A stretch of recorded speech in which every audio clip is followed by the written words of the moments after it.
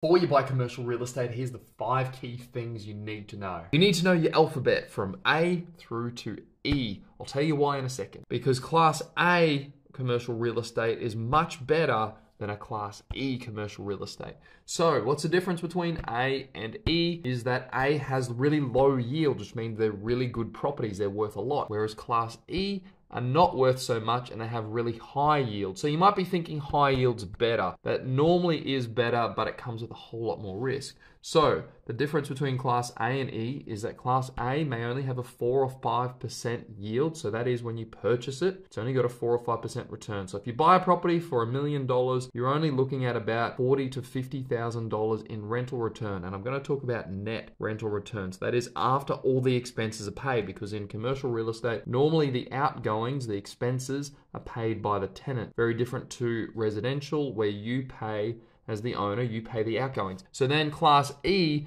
you might be looking at a 10% return, which means that that same $1 million property now gives you $100,000 a year. So you might be thinking, yeehaw, let's go buy Class E commercial properties.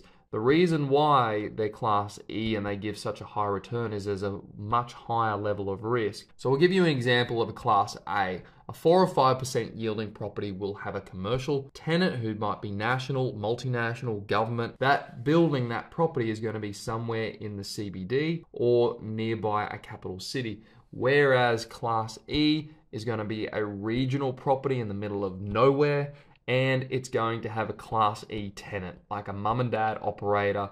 They may only have a 3-year lease in place, so the risk of them leaving or going broke is very high. That's why the returns are high.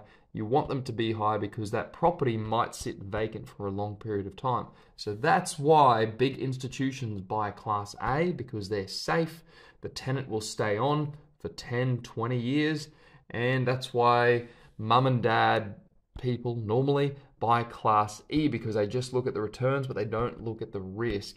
Now, I think that you can get the best of both worlds and get something in the middle where maybe you have to sacrifice some of that return, but then you're getting a much lower risk asset. Or how I like to do developments is I go for the Class A because it pumps out the most value and I can make development margin from that. And I also am looking at holding them for 15 to 20 years. And once you do your cash flows with cost increases and that equity built in, I can own that asset in 10 years and it's an A-class asset.